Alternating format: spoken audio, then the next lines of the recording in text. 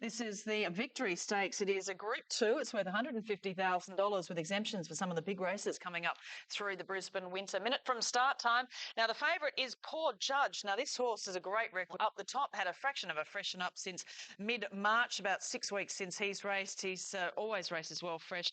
And the good money, too, for Ghetto Blaster. Also a very good... Poor Judge to the inside was one of the first to come out of the gates, and Cardinal Virtue and Tour Guide began in a big hurry, and it will lead through the first 200. Tour Guide dashes to the lead, 2 to Poor Judge on the inside of Cardinal Virtue. Chinchilla Rose is fourth on the inside of Olanana. The Jackal's trapped out wide, but he doesn't mind it out there. 2.5 further back is Ghetto Blaster, followed then by Express Air.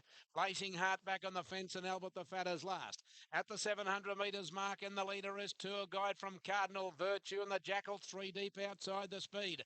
2 lengths away, Poor Judge getting a good run fourth, and Olanana, Chinchilla Rose.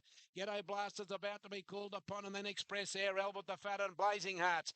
They're coming around the bend. Oh, there's a run for Poor Judge. He slipped up on the fence of the 400. He went to the lead. Tour Guide still with him, and so is the Jackal, which is coming back on the outside. And here's Ghetto Blaster called upon for its effort, and it's coming home well. The Jackal hit the front at the 200. Ghetto Blaster after him, and then Albert the Fat on the outside. But it's Ghetto Blaster going to the lead from the Jackal with about 50 metres to go. Draws away Ghetto Blaster. Ghetto Blaster beat the Jackal. Albert the Fat was third. Fourth home in the race, I'd say Chinchilla Rose just in front of Olanana. Poor Judge, well, it was a new class for him today. The next time in the race was... First up run there from Ghetto Blaster. He's a track and distance specialist. I think he's won 5 races. He's a track and distance specialist. I think he's won 5 races at that Doomben, at the Eagle Farm, 1,200 metres. He was just too good for him. He was well fancied in the run. And you can see the scenes there from Morpheville. A good day for racing over there. Big crowd, hopefully, for everyone involved over in South Australian racing. And they've put together a terrific field for the $300,000 Betfair.com South Australian Derby over 2,500 metres. Number 1 is Extra Zero, has come in for some huge support. $11 opening price into $5 in the ring. Equal favourite on course. 3 equal favourites, and their numbers 1, 2 and 3. They're all at... It's a race that's thrown some really good stayers in the past. Mine goes back to some, a grey horse that went... Racing now. Xenophon was slow to begin. Second King was slow, no speed. Tenzing by Design or Kidnap. They're going back from out wide towards the rail. However, on the other hand, Xenophon's mustering now inside of Star of Jeune. Tuscan Fire up there. Sea Galley and Extra Zero deep. Extra Zero's pressing on at the first turn and going with it, Devil Rider. Storm Token of Honour followed by Bint Maher, then Red Colossus. He's about 12 off the lead now. Simon's getting a little bit anxious, chasing him along. Behind him was Kidnapped, moving up wider, followed by Bilson. Then Second King, and last of all is Tenzing as they race up to the home turn. They've got about 700 metres left to go now. And the leader is Devil Rider, joined by Storm Brewing, who surged to the lead. Storm Brewing goes for home. Devil Rider's gone. Xenophon runs to second. Here's Bint Maher coming around the outside. It left Star of Jeune behind it. Now tracking into the race very nicely was Red Colossus. He's got to the outside, and Kidnapped comes with him. Further back came Bilson, and then Tenzing, top of the straight in the SA Derby. Storm Brewing the leader. Through on the inside. Here's Sea Galleon from nowhere. Bint Maher down the outside. Red Colossus and Kidnapped and Tenzing. Bilson coming off heels at the 75. Out wide, Kidnapped hit the lead from Sea Galleon on the inside. Red Colossus runs to third. Bint Maher Gallant. It's Kidnapped in front. Kidnapped won the Derby from Red Colossus by about a neck. Photo third might be Sea Galleon from Bint Maher. It was a great Derby. Charge up the straight. Good finish. Then came Bilson and Tuscan Fire, Xenophon, Star of Jeune, a couple just going over the line. Beer Garden and also Devil Rider. Kidnapped to win and complete the double. The Sandown Guineas South Australian Derby double in a close finish with Red Colossus. Sit at Morfordville. The Group 1 Betfair South Australian Derby goes to Kidnap. Number 2 pays $4.90 and $2.20. Karen, worry about him next year. I think as a 4-year-old, he looks a bit dour to me. I think as a 4-year-old, you've got to have a bit more dash than that. I think he's been perfectly placed by Peter, and he'll milk every dollar there is in this horse out of him. But I just worry about him next year. I wouldn't get too wrapped. I think they all look a bit dour to be classy horses as 4-year-olds. But hey, time will tell. Yeah, the $300,000 Group 1 Goodwood Handicap over 1,200 metres. Last year, won by the legend in Takeover Target. Let's have a look at the markets. Orbit Express, $21 on course. The favourite, trained by Mark Kavanagh, is Catapulted. $3.40 into $2.90 on course. Blarney, write your own ticket, $81. Rostover, $6 in from 8. Velocitea for Mick Price, $6 out to 8. Grandix Fillets to continue a big day for Darley, $13. Captain Coltish fresh today for Peter Moody, $12. For an outsider here, she went for number 17, which is very discreet. The 4-year-old mare by Exceed and Excel. She's won 6 from 11. She's coming off a win at Oakbank in a listed race. And right down the bottom. Very quickly, and that was a good start with Motspur showing out with good speed. Captain Coldish, Likeable Will are out well. Showing speed, Catapulted down the outside. Magical Pearls up there in the early part. Just behind those, very discreet, followed by Velocity, Rostova, in company with Falaise Grand Jules, getting back in the field, Orbit Express from Blonique, then Perturbo. A long way back in the field now was Beltoire, followed by Huxon, then came Maxi Sun, and last of all is Diamonds at Dusk. It's a price taking, Catapulted to the lead, the favourite. 2 in front of Likeable Will. Third is Captain Coldish from Motspur, Velocity, Rostova the centre. Then came Very Discreet, followed wider out by Grand Jules, Magical Pearl. Falaise back on the inside with Orbit Express. Off the track is Beltoire from Huxon, then Blonique, Maxi Sun, and well back to next Perturbo in the straight, and the leader Catapulted at the 200s, 2 lengths in front of Captain Coldish. Here's Velocity along the inside, Very Discreet out wide, Beltoire coming home well. In front now is Catapulted up on the inside. Velocity's got it though. Velocity goes to Catapulted, and Velocity, Hands and Hills won the Goodwood. Second in Catapulted, third Beltoire from Very Discreet. Huxon closed late. And behind those, Perturbo, Magical Pearl, Orbit Express, followed in by Likeable Will, then Rostova, who didn't come on. Further back to Motspur from Maxi Sun. With those, Falaise never in the action. Orbit Express, Captain Coldish, I may have mentioned, from Diamonds at Dusk, Blonique, and Grand Jules pulling up well behind the others. Barrier 1 in the Goodwood, through on the inside on a perfect racing surface. Rail true, straight through on the fence. Craig knew it for me. Goodwood, Velocitea, Froggy had it in the right spot, used the inside gate. Many of the form analysts looking at Pearl, Orbit Express.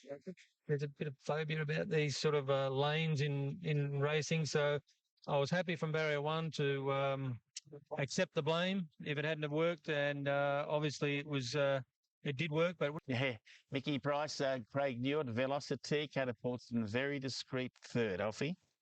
Graham, very good instructions, very good ride, and deserved its win. It's been going very well indeed. Goes to the paddock now.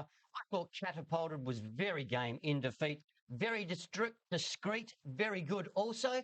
And even Beltoire, probably the sufferer of covering a little bit of ground. When you thought out wide might be the place to be, it turned out not to be. Very well summed up there, Alfie. All right, as we watch them coming down to the post, and Road Rockets into odds on with all the bookmakers as well. Now $1.90 with all the bookies. Clear favourite, clear second pick is Metal Bender at $5.50. Clear third pick Goldwater at $6. It's the New South Wales visitors 2, 3, and 13 leading the market there at the Gold Coast for the Hollandale Stakes, and that'll be very. And they're racing now. Pepperwood near the inside, bounded out of the gates, and Court Ruler began okay. Road to Rock jumped all right. He's going to settle about 5th or 6th with Rockdale going forward. Metal Bender's up for the leading division, and here's Goldwater coming over. When they reach the 1600 and Rockdale goes to the lead, Goldwater's going to sit outside him second. 2.5 to Metal Bender, third. 2 to Sir Slick, fourth, and Pepperwood's next. Leaders Marker and Rockdale is the leader by 1. Goldwater sits on his tail second. 2 to Metal Bender, getting a good run third. 3 lengths away, Sir Slick. 1 length Pepperwood on the rail. 2 lengths away, Full Monty. 2.5 for Thera. Road to Rock is picking up ground over on the inside, and they're followed by Court Ruler in the middle. Another 3 lengths further back is Yield Curve on the inside of Pagan Princess, and 2 to Reba San. They're at the 700. Rockdale joined by Goldwater on the the outside. Gee, Middle Bender's 2 lengths away with a drop on those two at the moment. 2.5 Sir Slick in there, followed by Pepperwood Full Monty. Now Road to Rock's over in the fence. He needs some galloping room, followed by Court Ruler Rathera. And then comes Pagan Princess, Yield Curve and Riverside. The Homeward Bound in the Hollandale. 400 metres to go. Goldwater hit the front. Here's Middle Bender issuing the challenge on the outside. 2.5 lengths to Pepperwood. Road to Rock on the fence, and then Sir Slick Rathera down the outside. Goldwater led up the 200 metres mark. Middle Bender pounced on the outside, and they are followed by Road to Rock running on. Middle Bender the leader. Goldwater trying to fight back, then Road to Rock, but Middle Bender, he's had the best run on the race, and he drew clear close to home. Middle Bender went home to win from a close photo between Road to Rock and Goldwater. Rathera's run fourth, I'd say, in front of Sir Slick and Pagan Princess. Court Ruler. The next home in the race over on the inside, Pepperwood, and then Reva Sand, followed by Yield Curve, Full Monty, and last home in the Hollandale was Rockdale. Well, what a day out. Chris Waller is having a Metal Bender, fairly new to the stable. He's a Roundwick and Rosehill Guineas winner at 3. He's returned to his best form. He's taken out the Group 2 Hollandale Stakes up there on the Gold Coast for Hugh. Where the Hollandale Stakes was run today, and the winner was number 3. Metal Bender, $6.50 and $2, beating her favourite, Road to Rock, 140 gold. As you say, up to a suitable distance today, he's a different horse and a very, very good horse. I mean, the other horses don't. They're on your Hugh Bowman for Chris Waller, Metal Bender over Road to Rock and Goldwater third. Just before we discuss that, guys. This was a good race. I thought the winner was given a perfect ride by Huey Bowman. Sat third. I thought Shane Scriven's ride on Goldwater was pretty ordinary. He came out of the boxes. They went 400 metres and there was 15 lengths first to last. The thing that actually led was beaten 28 lengths. He faced the breeze the whole way. He could have taken a tuck on it. He was. What'd you back it? No, I just thought crummy ride. Yeah. He left himself a sitting shot for Metal Bend. Thanks for the quality. Singapore, the superstar sprinter from Singapore is Rocket Man, and just come back from unlucky defeat in Dubai. Here it is yesterday's. Tuxedo Moon staying on, and then White Cato in Teeny, and a long way back is Powerful Tree. Rocket Man is back to win, so that's in the winner's circle. Fred pretty comfortable in the last 100. Doesn't need the persuade. Eases him down. He scores by 2. Well, he's a star in Singapore. He's a star anywhere he goes. Rocket Man, $1.40 was a it's on the Singapore tote there by Viscount Australian bred galloper. He goes now to the Chris Flyer Sprint, which he ran second in last year, the Sacred Kingdom. But that was pretty painless watching that. He's a smart horse, isn't he? I haven't seen many Viscounts in Australia run like this. No, he's a very good horse, isn't he?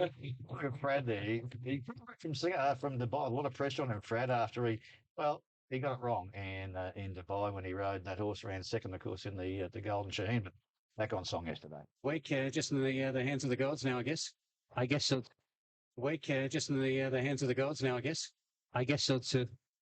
Thank you very much. Okay. Big moment for Singapore. I mean, the applause that Rocket Man's getting when he walks onto the course, it's something like a title fight. And he's able to use the barrier draw and do what they did when he won his Group 1 race, and that's be on the speed and ride him that way. The other Australian horse, Eagle Falls, they gave away ground in Dubai, and I think from what David has said to the press openly, they've got a gate and they're going to use it. So he's a hot favourite, Rocket Man. He deserves to be. He's done absolutely nothing wrong leading into this, except being beaten in Dubai, but the story afterwards is a story inside itself.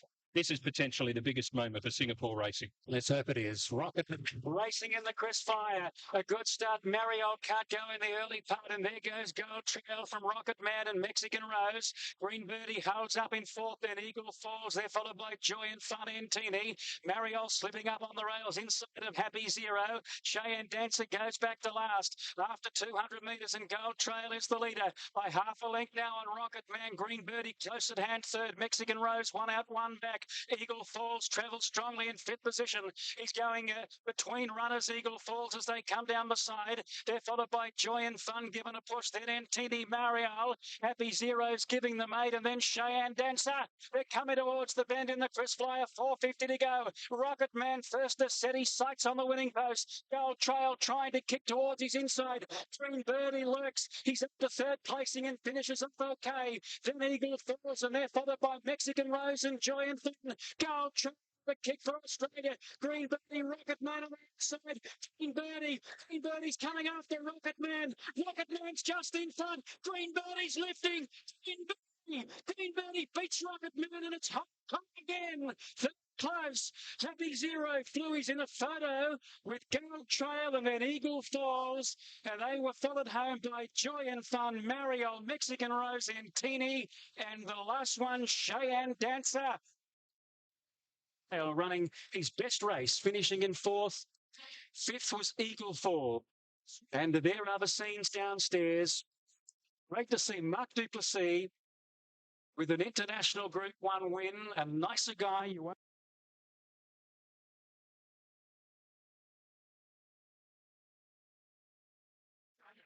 Module the favourite, 3 from the outside, and away they go. And he jumped away quite well. Fatusi was a little bit slow, settling towards the end. Forbidden Quest and Mission Critical first. Critical had the lead. Modules a length away second, the favourite at the 1200 metres. And they're about 3 lengths last of all is Fatusi. They've passed the 800 metres. Mission Critical about a half in front.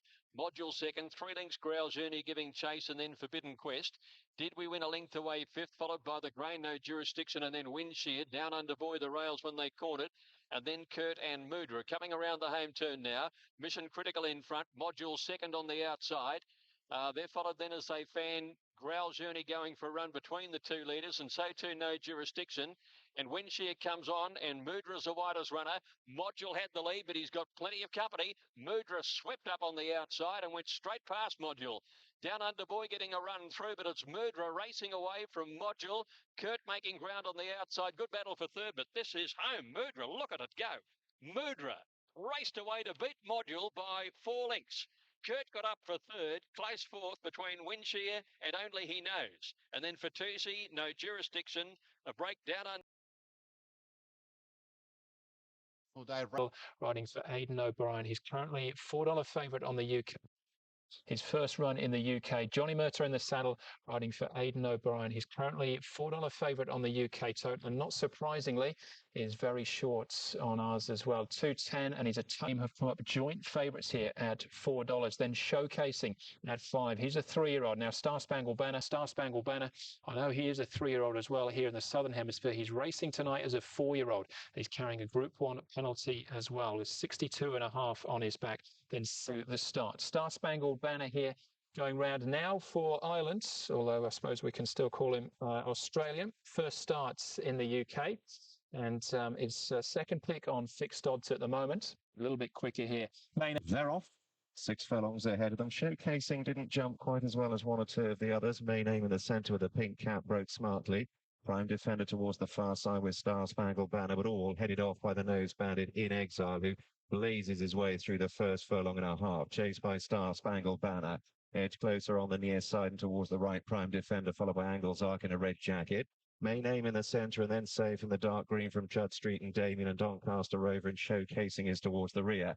Heading down towards halfway, In Exile leading the field. Molineux on the extreme left is just a little isolated behind Doncaster Rover. They've got 3 or 4 lengths to find, as In Exile is now challenged by Prime Defender. Starspanglebanner driven along between the 2. Edge closer in fourth. Then Main Aim and Angles Arc from Saif and Damien. Few have looked like landing a blow here. Furlong and a half to go. Prime Defender and Starspanglebanner move on from In Exile. Showcasing is now beginning to run on from the rear with Doncaster Rover. Prime Defender inside the furlong is in front, but Showcasing the near side is thrusting at him. Then Doncaster Rover, Prime Defender, Showcasing Doncaster Rover, Main Aim late on the scene. Prime Defender holds on bravely and wins the Duke of York. Very close for second. Main Aim running on with Showcasing, then Doncaster Rover, followed home by Starspanglebanner. Well, Prime Defender then wins the Duke. There's a $3.30 chance. So TMR's out to $4.50 to the key runners there on page 1. Down to 9, Viking Hero. It's an $8 chance. The Hombre, well, it's the sporting bet market over here. The Hombre, you can see $6.40. It's been $7.50 into $5.50, the Hombre, and it's $10 about Brave the. They stand well, lights are on, the gates open, and they're off and racing now. Santo Delago off the inside began okay. Bluey's way began quickly. So did TMR, and the Hombre was well away and faced the front. And Ponzi Scheme out a little bit wide on the track, but TMR is going to lead them to the winning post the first time. The Hombre's outside him second, and Ponzi Scheme is 3 deep. And 2 lengths away, Gunner Knox on the inside of Bluey's way. He's going to settle down in fifth. Face the front next, and Definite Choices bolted away. Out by 3.5. TMR's going after it now. Another 2.5 to the Hombre. He strides into third, and they're followed by Ponzi Scheme. Face the front. Bluey's Ways ridden hard to try and improve in the middle. Arvan is next, and they're followed by Gunner Knox Sanderson. Santa Delago break the ice. Release Get Uppity Brave the way. Viking Hero's not in it. And then Dark Knight coming around the bend, and TMR's after Definite Choice at the 300. Here's the big fellow, the Hombre, coming up on the outside. Bluey's Ways called upon, and Sanderson and Arvan down the outside. TMR in front, or the Hombre ducked in behind him, followed by Bluey's Ways. Sanderson out wide, but TMR is still the leader from the Hombre and Sanderson. TMR in front. He's going to be strong at the finish. TMR, and he'll get home to win. TMR beat the Hombre and Sanderson third. Bluey's Way fourth. Then Arvan, Santa Delago, followed by Brave the Way. The next time Viking Hero, followed by Break the Ice. Rudy and Nolan combined here with TMR, but the head-on will be critical here for the Hombre, who got balked in running up the straight. Big, awkward going thing, the Hombre. Number 6, who's on our screen in Mascareri at open to...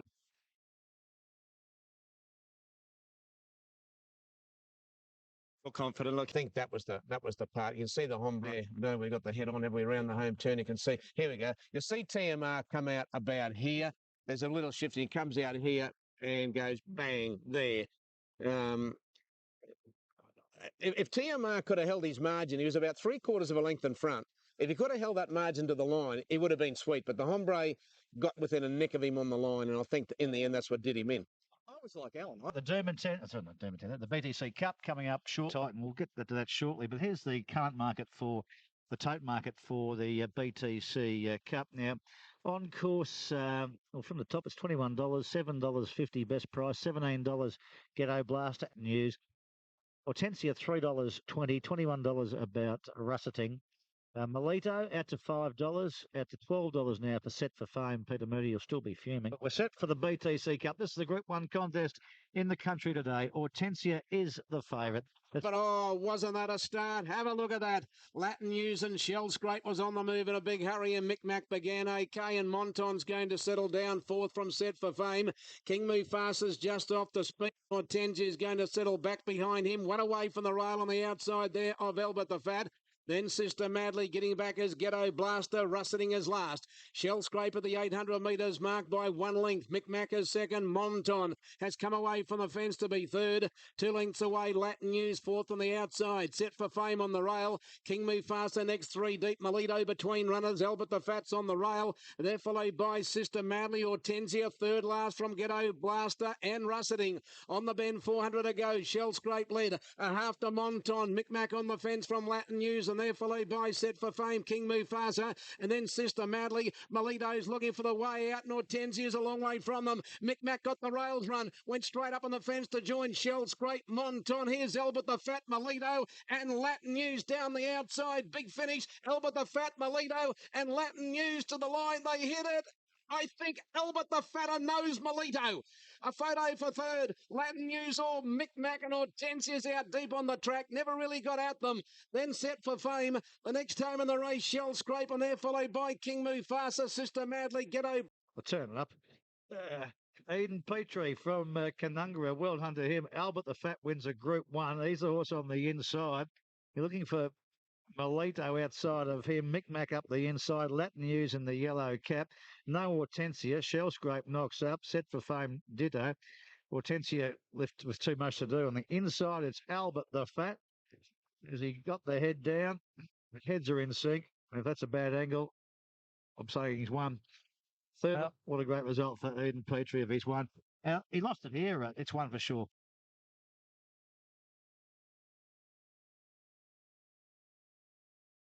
Eden Petrie, the trainer there of Albert the Fat, Damien Brown aboard, Melito second, and Latin News third. Al, tell us a bit more about Eden Petrie, if you will. Well, he's only a young fellow around the Canungra areas down there at Wadham Park, and he's went out on his own. This horse has always been a good horse. Like he's had 20 starts now, he's won 10 of them. And when he went to Sydney, things didn't go completely right with him, and he wasn't far away from Swift Alliance and then Rangi Randu in the tramway. And then he ran on Magic Millions. I guess you might have to guard about with him as whether he gets a run in the race. depending on how much weight he gets. And Hortensia, I thought, ran very well. The 1200 round Dooma didn't suit. Got a bit of a buffeting at the home turn. Didn't get balanced up to late, hit the line hard. So I think her run was quite good.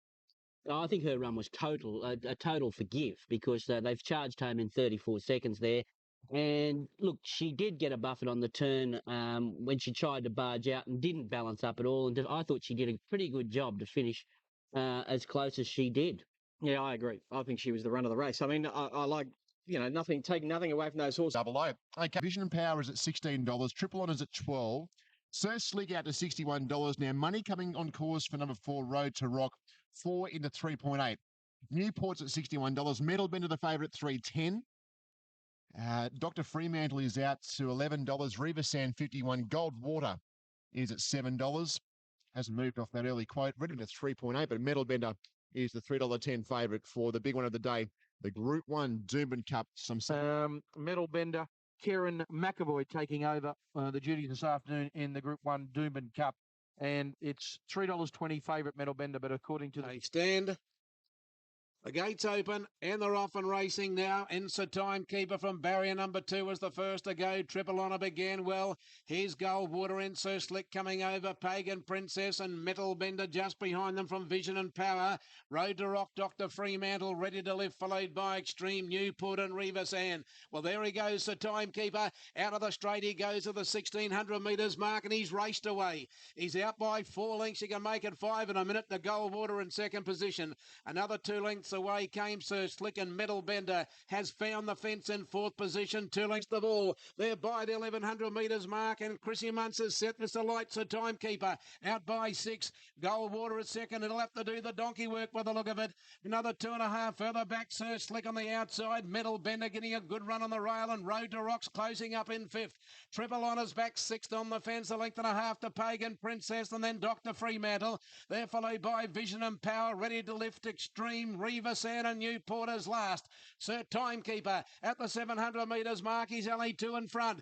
Goldwater's going closer. Sir Slicker's 3rd. Metal Bender's 4th on the fence. Road to Rocks under a bit of pressure. Triple Honours nearer the inside from Pagan Princess, Vision and Power. Dr. Fremantle further back. Extreme followed by Newport, ready to lift, and Riva Sand. Sir Timekeeper on the bend of the 400, tackled by Goldwater. Triple Honour stays to the inside. Metal Bender's called upon, and Road to Rock is coming down the outside, followed by Pagan Princess, but Goldwater hit the front of the 200 metres mark. Metal Bender and Triple Honour coming after Goldwater from Road to Rock. Goldwater the leader, Triple Honour getting up on the inside, and Metal Bender. Goldwater with Metal Bender and Triple Honour. They hit the line. Metal Bender, I think. Metal Bender, I think, got up and won the cup. A lip, I think, to Goldwater and Triple Honour. It's a photo for 4th. Road to Rock and close up Pagan Princess with Vision and Power. Then Sir Timekeeper. They're followed by... I think Metal Bender might have just got the stride in on the line to win an action-packed Doomben Cup. And he has. Number 6, Metal Bender. Kieran McAvoy has got up in the last stride to win a great Doomben Cup. 9 is second. Goldwater Nash Rawilla was nailed right on the line. And 2 is third. Triple Honour, ridden by Larry Cassidy.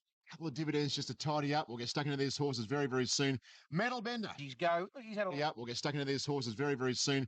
Metal Bender. He's go. He's had a lot of chance. Only 3 wins, but Karen, I have to ask you firstly, Chris, what were you thinking there at about the 200 metre mark? Well, prior to that, even turning for home, I thought we were in trouble. But obviously the tempo of the race had some effect, and we rode our horse positively to get into a good position. So maybe as a horse that's better ridden a little bit colder, and that might allow him to finish the race off. But I was certainly concerned. Wasn't as concerned when Triple Honour was there on the inside poking his head through. I thought, well, we're going to be in this. And fortunately, for Metal Bender's connections, he got up at the right time. And but Triple Honour was certainly gallant. Yeah.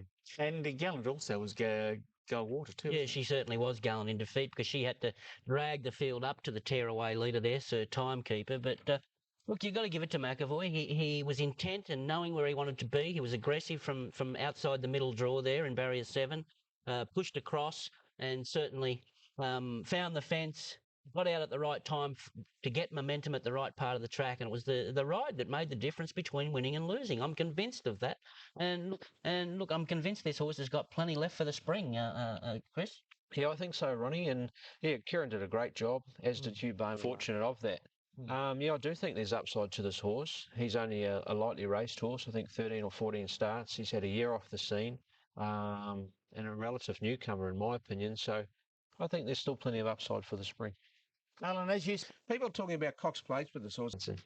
So obviously you nominate for everything: Melbourne Cup, Caulfield Cup, Cox Plates. He just goes. He's the type of horse that goes in everything. Yeah, he is, and I'm very privileged to be training the horse. Fortunately, I was the one to take over from the Denhams, and I know BRC Sprint. And Darley had the favourite here in the shape of Beated. Mr. Baritone is out to $16. Rampant Line and Ruffy at $61. Beated 280 out to 290. Now Ego's Dare. 8 into 6. Nice money on course for number 4 at bigger odds. Secrets Untold 14. Rasmussen 14. Drenalin 12. Dixon single figures 7.5. Being kept pretty safe. Olanana 14 out to $15. Plain Magic is 8 into 6. A bit of money. Gates open, often racing, and Huxon was slow to move. Came out stone motherless last. Beated came out about 6th. And the first to go was Rasmussen. In second spot, Plain Magic. Drenolin's going to be third, and Maxi Sun's driving right along the fence. And there goes Beated. Scoots through into 5th position in a great. Inside the 800, Rasmussen by 1. Drenolin second, Maxi Sun third. Plain Magic 4th on the outside, and 2 lengths away. Beated on the outside of Secrets Untold. Summersea drives out deep on the track, and then Hummer followed by Olanana. He goes Dare. Mr. Baritone is deep, and then Steel Lips followed by Mr. Hornblower. Hard to catch. Rampant Line and Huxon will be stone motherless around the bend. 350 metres to go. Rasmussen the leader. Drenolin on the outside. Maxi Sun nearer the fence. Plain Magic called upon from Secrets Untold, and Beat It is starting to rev up on the outside to the 200. It's Drenolin the leader, but Beat It went up quickly, and Secrets Untold went through in the middle. It's Beat It and Secrets Untold taking the lead. Beat It on the outsides, just in front. Secrets Untold tries, misses, I think. Beat It, a nose, I think. Secrets Untold. Photo for third, I'm not sure. Maxi Sun's there, so is Mr. Hornblower, Mr. Baritone, and then Drenolin. Close up in the race there is Hummer. Olanana, he goes Dare. Huxon never fired a shot, and last time is hard to catch. Beated gets there. It looks to the naked eye possibly. It's close. It's close. Secrets Untold and Beat It. The outside looks prominent. We'll leave it to the judge. Close between numbers 3 and 5 here. This good mare Beat It looms up. Secrets Untold there as well. Richard's close. Geez, he's been riding well, Kieran. And like he's ridden Metal Bender, and he's on this one here. You think it's one? Another board here at Rosehill Gardens. I can tell you what is happening. What is happening? Number 1, Enamando. Gerald Ryan's galloper. Kieran, well done, Kieran McAvoy for Peter Snowden. Secrets Untold and Adrenaline third. AT. Well, it was the form horse of the day at form around Hot Danish and Melito and Micmac in the all-aged in Sydney. A race record tells you she never misses a place. Just a class above that lot. Another good ride by Karen. She's all heart. She'll be kept fresh now and probably run in the winter stakes. And good on Darley. They donated. Been singled out. $5, $10, $4, $6 the tape.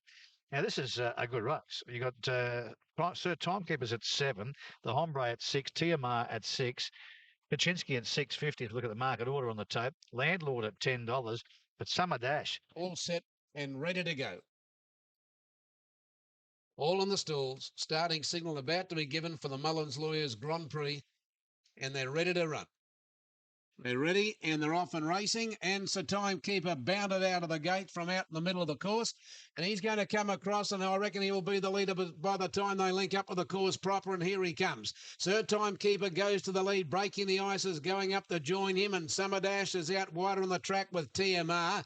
Now Sanderson's getting over behind those, the Hombre, Van and Landlord not far away, followed then by Rocket to Rio and Viking Hero.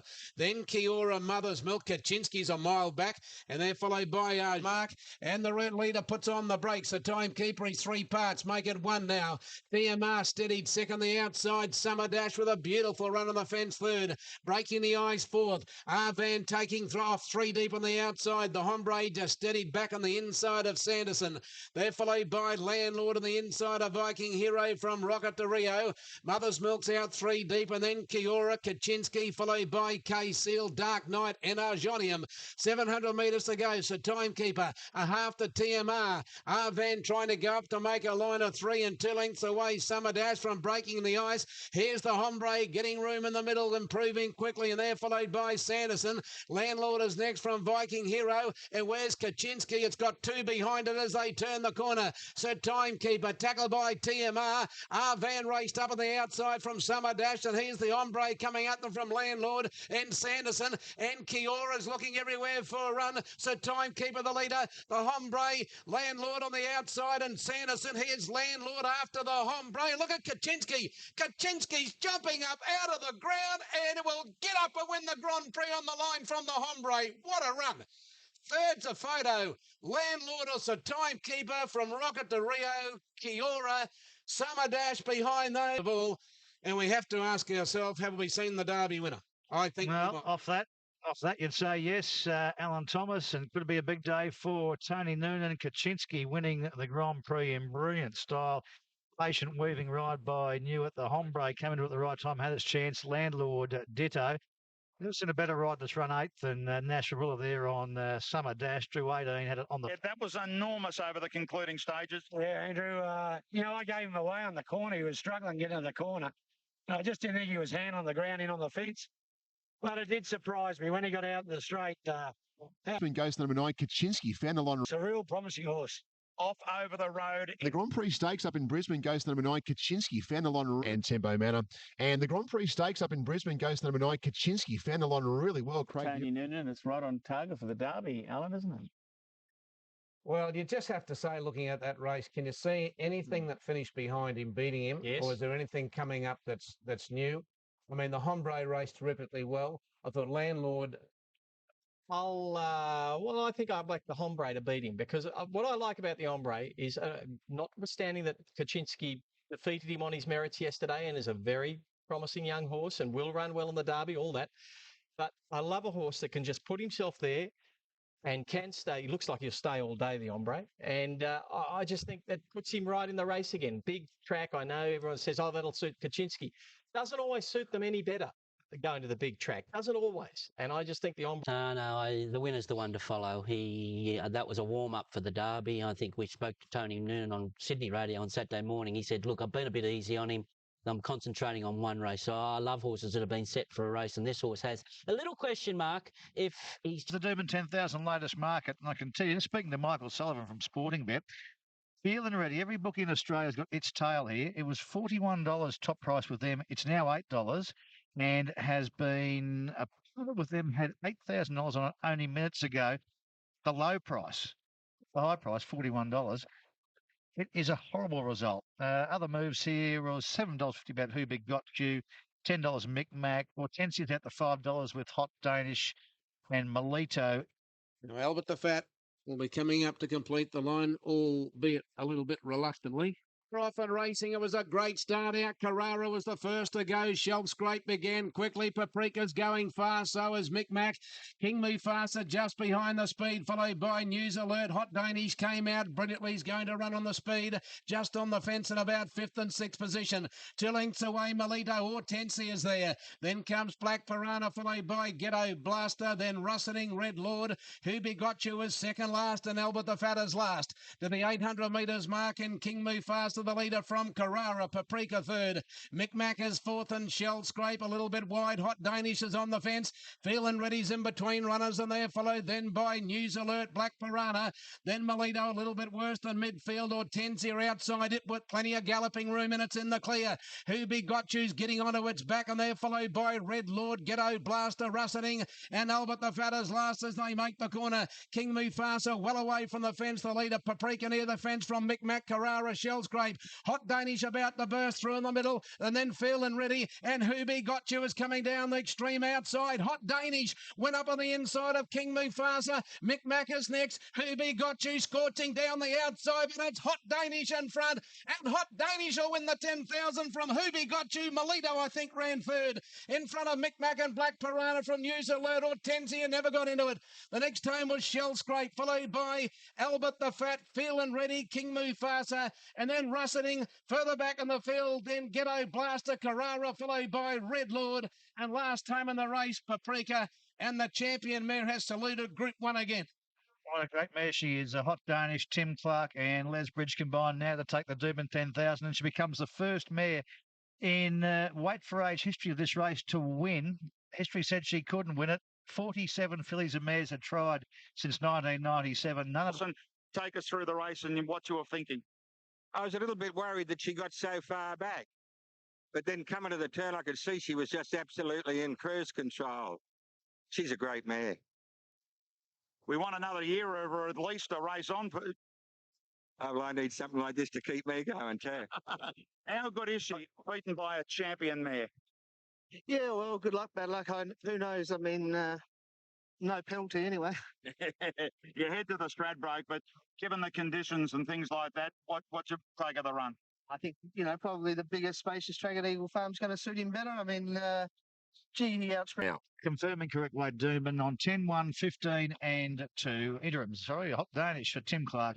And great trainer too. Good on you, Les. By nothing like a day, and had a hot and breezy Hot Danish. Hoobie Got You second, Melito third, and the track managers up there, the track, even though it was slow and they had a bit of rain, it held together very well, and they were able to get good solid footing, and that probably went a long way to helping her win yesterday. Now you drew 2, which put you in the, gave you plenty of options about where you went to, but she did get in beautifully in that race, in that she carried 57 under the weight conditions, and she was getting weight from other horses that she would probably normally give kilos to. So she was beautifully placed. It all sort of came together, didn't it? Yeah, weight for age sort of suits her now. Obviously, he's strange cattle, that Hoobie Got You. What do you mean strange? Well, I don't know how far he'll win the Stradbroke by. You're quite right. He might do that, but he gets back in sprint races and runs on. He doesn't get really beyond a mile at the top grade, I don't think. He started favourite so many times and been beat so many times. Must be a bookie's dream. But he's just strange cattle. I think he's a good horse, but he just needs everything to go his way. He reminds me a little bit of the winner, Hot Danish. I think Kavanagh may have identified that he might be just a run-on sprinter and not a miler now, and he'll train him accordingly, and you watch him react. Yeah. When he's being trained like a sprinter, he'll charge home. Run-on sprinters, they need things to go their way. Well, we all know that. Yeah. I'd rather back an on-pace horse than a back marker, but he might just have a little bit on him. He's got ability. Rosehill Gardens, the first leg of the quaddie is coming up. But Eagle Farm is our next port of call. From the top, Adabisi is 11 out to $13. Rest Day, 270, edging out to 290, still the favourite. Mundy Gully, $90. Shadows in the Sun's been very firm at 550. Hasn't budged off that quite. You're getting good overs across all the totes about Shadows in the Sun. American Crew is 12 out to $13. Smoke and Joey. Smoke and Joey, good support. 480 into 420. Good money for Smoke and Joey. Chosen to Fly. She's Girl, 480 out to 5. Bombay 31. Fashion 31. So they're both 60. One of the great races at our carnival, the Sires. Great start, and out of BC from out wide, won the start, and Chosen to Fly began quickly going up towards the lead. Going fast in the early part two was Jessie's Girl, and when they settle fully into stride, out of BC outside, Chosen to Fly. Jessie's Girl's up running third today. Press Days come over in fourth position. American Cruise 100 they run. Chosen to Fly ahead to out of BC the outside.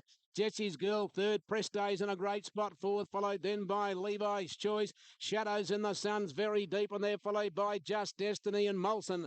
Back behind those, Mundy Gully, Smoke and Joey's a long way back. American Crew is wide, followed by Play Action from London, and Fashion is last as they corner. Chosen to Fly, joined by Adabisi at the 400. They're followed by Jessie's Girl. Here's Press Day coming up on the outside from Shadows in the Sun. Levi's Choice and Smoke and Joey is next. Adabisi leads Press Day. Oh, Levi's Choice on the outside and Jessie's Girl's bursting through. No room, Smoke and Joey, but Press Day's got to a narrow lead over Jessie's Girl. Starts to draw away close to home, Press Day. And Press Day beat Jessie's Girl. Levi's Choice third in front of Smoke and Joey. Didn't have much luck. The next time in the race then, American Crew Fashion, and they're followed by Shadows in the Sun. And last time in the race was from London. The favourite scores in the size produce. Good 2-year-old, this fellow, Press Day. Good performance. Lovely right by Jim Cassidy. He's got him into a great spot, nursed him along, and he's been too good for them. Jessie's Girl runs second. Close for third. Maybe run for Levi there for third, but nothing in it for third. Smoke Size Produce Stakes. Press Day going so well for Jim Cassidy, Chris Waller. 280, 160. Jessie's Girl. Press Day, Jimmy Cassidy aboard. For Chris Waller, defeating Jessie's Girl and Levi. Today he had the bad gate, then he got stuck in traffic, and I think the day that he draws the right gate and he gets the right run in the race, it might be the TJ Smith. He'll take some beating, but look, you take nothing away from Press Day.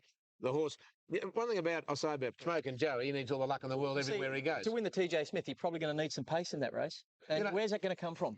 I mean, they're 1,600 metre 2-year-old race. Where's it going to come from? You've got to like the winner, though. You have to consider his best bit of his work has been the last bit of both of his runs, and there has to be upside to him being only second up there. We all look raving about Smoke and Cup at Group 2 level. They're behind the barriers. There they are.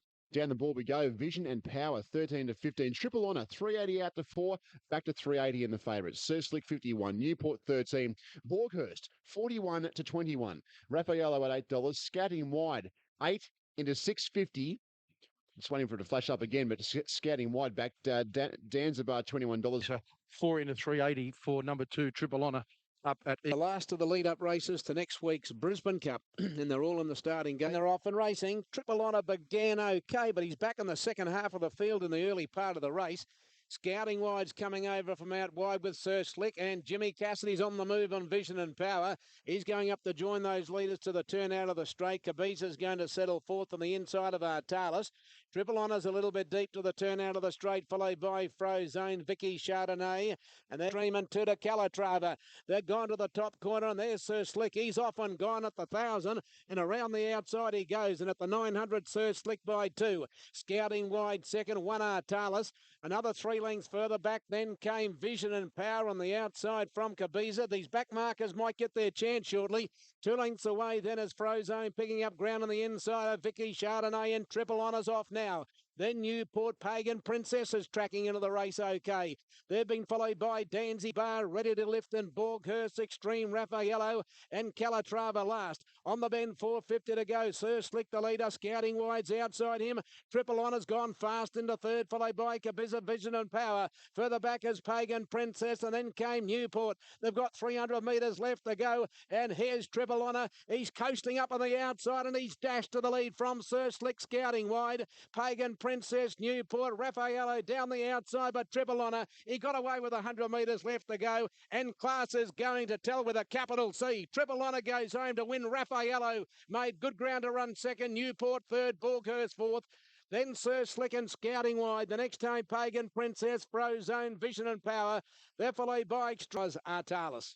The Class shines through. Triple Honour, too good for them. 430-180. A deserved win for this bloke. Raffaello, Newport fighting at the minors, but Triple Honour coming back from a third placing in the Doomben Cup.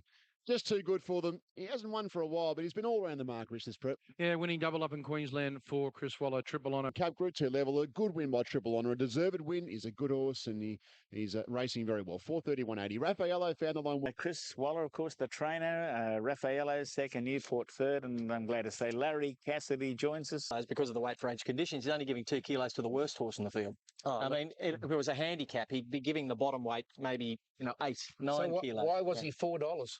Well, you've got to ask yourself. Everyone had him down as a non-winner of late. He hadn't won for a long, long time. And I'm sure that when you cruised up... Raffaello's run was pretty good. Yeah, look, this Brisbane Cup's going to be a pretty good race. Look, there was some, Newport...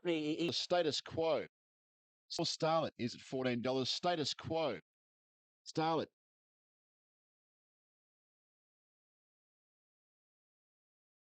Fairy Oak is 850 out to 9, back to 850. Spira, 5, edging out to 5. We're getting pretty close here. A minute out from start time for the Oaks for 2010, the Queensland Oaks.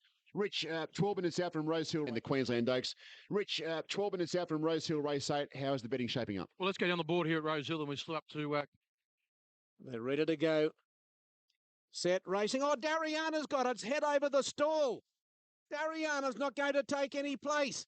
It got its head over the adjoining stall. It's stuck in the barrier, and the favourite for the Oaks will take no part. Now, what they have to do is to try and get the horse free of the gates.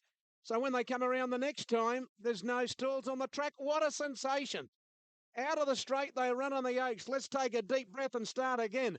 Feminine Fashion, the leader from Dan Orpair, Starlet. And then Come On Cuba going up deep, and Mahita's going to settle fourth, and Spira's back on the inside. Then Utopia back on the inside. The Grey Alnacla's going forward, and Absolute Joy is last. 800 metres to go in the Oaks. It's Feminine Fashion from Come On Cuba. Status Quo out 3 deep, and Spira's on the fence. It's had a beautiful run.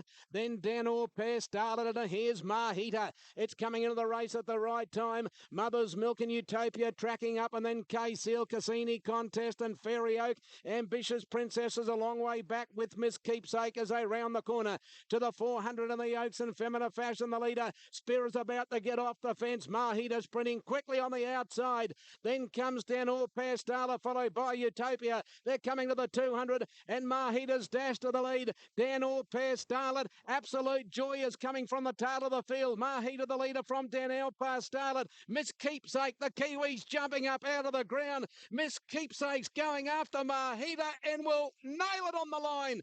Miss Keepsake's won the Oaks from Mahita. Dan Orpair Starlet, and Absolute Joy's run fourth in front of Fairy Oak El Nakla. Spira Bitter Silk, Absolute Joy, Cassini Contest, and Drivel Quo. And then comes Come On Cuba, followed by Mother's Milk, and KC is last of all. And this is the phone ringing. Hello. Yeah, an action-packed Oaks for 2010. Queensland Oaks goes the way it looks like at number 18. Miss Keepsake. Andrew Scott a double for the Scott stable this afternoon. He takes out the feature. Chrissy Muntz on board, and Miss Keepsake off a Sunshine Coast victory wins the Oaks. A sensation, Rich, with when they let them go. So she's taken absolutely no part. They had to get her out of the gates and then move the barriers. And I think we might have a few other angles. Barrier 16, viewers. Yep. She's got a head in the next stall. And she just took no part in the race whatsoever. That's the favourite in a Group 1, Dariana. We might have one more. Chris Muntz is not worried about it. He's all smiles after winning a... Smith Keepsake from New Zealand, and Dariana declared a definite runner in the Queensland Oaks. She stepped up to the mark each time. I mean, she's come from 2 Class 2 wins at Caloundra, but she can stay all day, and she's got a touch of brilliance about her. She's got an exciting turn of foot. He is a cat. It's your fourth Oaks. Yeah, must have way with the girls, Bernie. He is a character. Well done. Congratulations, Chris Muntz. Well done indeed. Miss Keepsake over Mahita and Dan Orpair Starlet third. Andrew Scott is the trainer, and he joins us on race. It certainly kept up a fabulous day for you. Obviously thought enough of it to bring it to Australia, but did you bring her here with this in mind, or did you bring her here just to sort of give her some experience, a bit of warm weather, and was it the target or not? Yeah, definitely. Look, the writing was on the wall when she left New Zealand. A couple of her runs were very strong. We knew that she sort of had the class to be competitive. It was just a matter of getting her into the field, and we sort of kept her out of town and tried to accumulate stake money to get her in. And as it turned out, the fairy tale, we made the field. You only got in by $2,000. Yeah. Otherwise, you'd have been the emergency and watch it in the grandstand. Yeah, look, it was quite fieldy. I think she left New Zealand only just up. Yeah, Alan, your graphic description of what was going on there at the barrier stalls when the start, Billy Shuck said, "Let's go," really says it all. With Mariana, it was just a shock.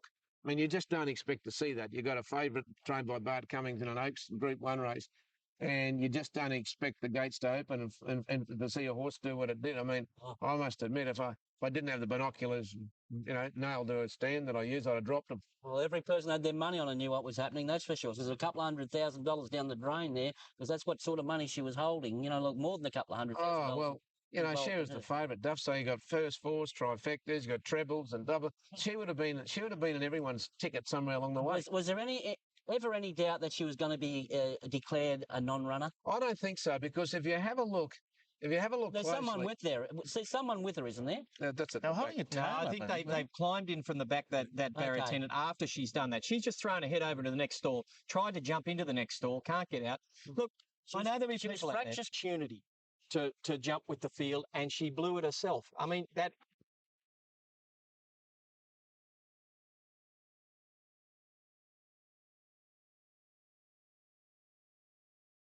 Now, we'll be back for trackside today after that. And I remember when Scalacci came here, they thought he'd win the Stradbroke. He got rolled. Hariba got rolled. And the other thing about Catapulted, he's got to go over new ground today. He's never won past 1,250. But the bet, they're all set. And they're off and racing. Great start out. Catapulted, the favourite, came out about sixth, and Rasmussen won the start. And Plain Magic's going quickly to join him on the outside. Water Rebel will settle down third, and Catapulted's going through to fourth with Mr. Slick. Striker's out deep, going around the first corner. So is Adrenaline, and they are hiking 2 lengths away. Maxi Sun on the inside of Graceful Anna. Then Fritzy Boy, followed by the Jackal. Dasham getting back on the fence from Mr. Baritone. Ego's Dare and Onalana. Down by the 700 metres a race. Rasmussen and Nectar Plain Magic. Striker out in the limb 3 deep. Catapulted getting a lovely run on the fence. They're closely followed by Fritzy Boy going up wide, and then Border Rebel between runners. Adrenaline is next. Then Mr. Slick, Maxi Sun, the Jackal is next as they round the corner. And Mr. Baritone from a long way back with Ego's Dare and Dasham. Rasmussen up to 300, 2 in front. Catapulted gets off the fence at the right time. Striker still whacking away, followed by Plain Magic, and further back is Border Rebel. They reach the 200. Catapulted went to the lead from Rasmussen. Border Rebel trying to get through from Striker, but it's Catapulted the leader. Border Rebel trying to get to him on the inside. He won't pick him up, and Catapulted beat Border Rebel. Tight for third. He goes Dare out wide, or Graceful Anna. They both got home. Then Mr. Baritone. The next time was Mr. Slicker. Dasham, the Jackal. Heavily back favourite, number 2, Catapulted, wins the last. Number 2, Catapulted, Damien Oliver, Mark Kavanagh here at $2.80 and $1.60. Number 5, second, Border Rebel, tried his heart out. Geez, an honest racehorse, isn't he, Border Rebel? He just couldn't get there, and he... Well, Luke Nolan's riding it now. Catapulted, Mark Kavanagh, Damien Oliver yesterday. Over Border Rebel, Ego's Dare, Allen, into the Stradbroke. We know had to survive a protest. Yeah, I didn't think there was much chance of it being upheld. No horse has ever won that race in the Stradbroke handicap. You got to sort of take a risk. He ran a terrific race. Yeah. He ran a terrific race, Striker. They out here next Saturday at Eagle Farm. The Stradbroke. Let's have a look at it. There's group racing galore here, so we know. And who begot you? The rightful favourite there, AT. I don't know how they're going to beat it. Yeah, I just don't know. Unless it ends up with bad luck like Latin News. I just don't know how they're going to beat it. Rain will beat it if we get rain. It's not going to rain, Duff. This is Queensland. You know I've heard that before. I know you. We're heading north now to Queensland. There are the scenes behind the barriers for the Group 1 Race Tree TJ Smith Stakes. The 2-year-olds going around here for Group 1 glory over the mile. Press Day, 380 into 320, heavily backed and the favourite. At 5 into 460, American Cruise 17, Big Chance 17, Zachary 15, Levi's Choice 8 to 850. Turn it up, $31. Star Chica 61. If it can, it will. Is at $61. Play Action 61. Demanding Miss 16. And Ring a Rosie, the only horse besides Presto given any kind of a hope getting out. I think the 360 out to 380 now. So Presto the favourite here, 340. The gates open and they're off and racing now, and Humanova was the first to come out of the gates.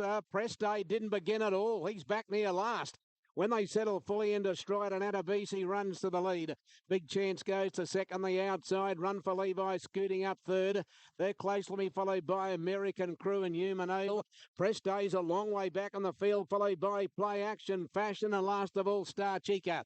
They're by the 900 metres mark, and Run for Levi. A length over Big Chance, 1 to Adabisi, 2 American Crew, 1 Human Over, followed by Demanding Miss and Smoke, and Joey's getting a glorious run between runners. He's been trailed by Shadows in the Sun. Zachary on the fence from Levi's Choice. Montreux, Jazz, Ringer, Rosie, followed by Turn It Up.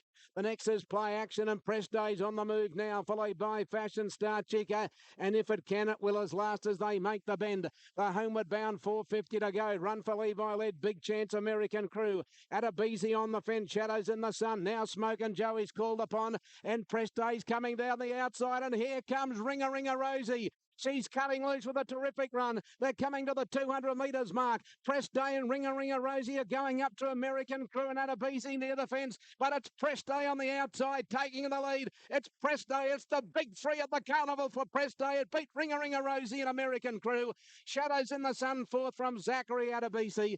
They're followed then by Levi's Choice, Montreux, Jazz, Smoke and Joey didn't finish it off, and then comes Star Chica, Big Chance, and there was last.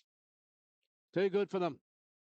He's too good. He didn't jump today. He got back with the cat catches, but he was still too good for them.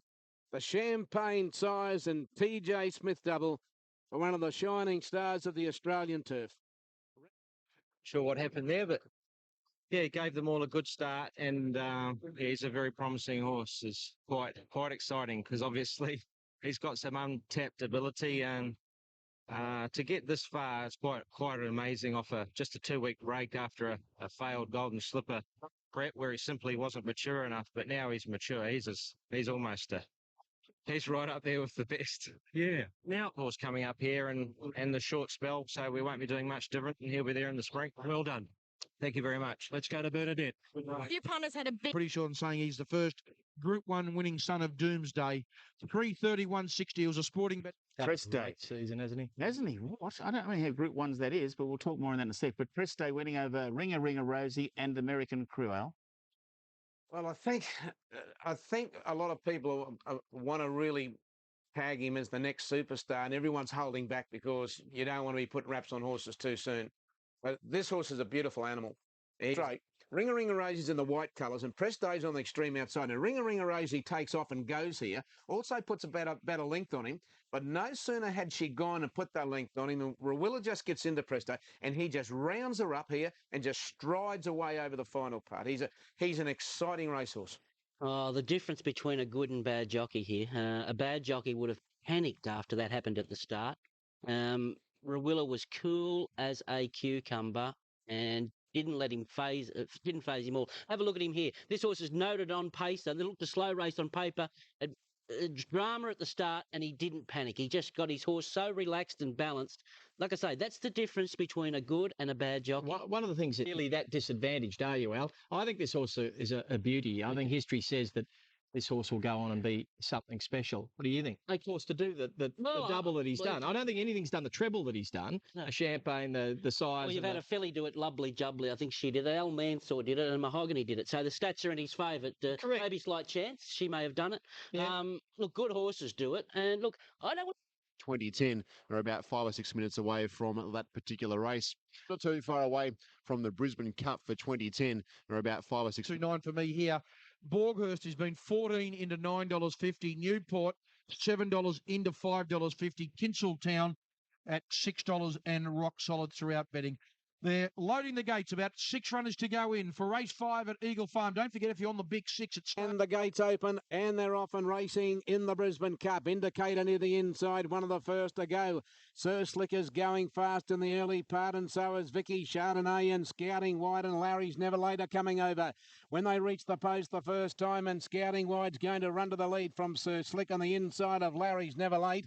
Cross the starters, striding up 3 deep. Vicky Chardonnay in the middle, Indicator getting it. They're gone to the top corner, just over 1,000 to go. Scouting Wide, 1.5 to Court Ruler. 3 parts to Larry's Never Late, 1 to cross the start, and then Sir Slick on the inside of Vicky Chardonnay. 2 lengths away in the field, Indicator on the inside of Full Monty. Then Newport on the inside of Tinseltown. The next pair, Extreme on the inside of Persian Star. Then in Costa Zoo outside Castle Heights. And then comes Tabulate, followed by Borghurst, Danzy Bar and Royal Hope. The pressure's on, 600 metres to go. Scouting Wide, just a leader from Court Ruler. Cross the start, going up 3 deep. Vicky Chardonnay, 4 deep. And Larry's Never Late's had a sweet run on the fence. Indicators off the rail, improving quickly as they come around the bend in Tinseltown to the outside. Scouting wide, led on the straight. Larry's Never Late's off the fence at the right time. Crossed the start, came at them. So too did Indicator, Tinseltown, Vicky Chardonnay and Newport. They get to the 200, cross the start, and Larry's Never Late and Scouting wide on the inside are battling it out, and here's the grey Newport, but cross the start, went to the lead. Newport chasing hard on the outside with Scouting wide, Extreme on the fence late, but it is cross the start, won the Brisbane Cup from either Scouting wide or Extreme, and close up Newport, Larry's Never Late and Persian Star from Tinseltown tabulate. The next time in the race, Full Monty, followed by Indicate, Castle Heights, Court Ruler, and then came Borghurst, followed by Encrusted Zoo, Danzy Bar, Sir Slick, Vicky Chardonnay, and Royal Hope as last of all. Back on the firm track for Chris Muntz. He can win a Brisbane Cup, Chris, can't he? He can win it. Number 4, Cross the Start, the winner. Chris Muntz on board for the Lambing Stable, 14.74.80.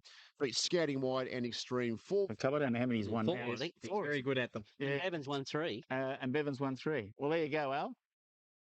Yeah, this is a very good horse. He's won 9 from 29. He's no good in rain affected ground. He won at Doomben 2 runs back, and then his last run, he hit the slow track. And he got back on a firm surface yesterday.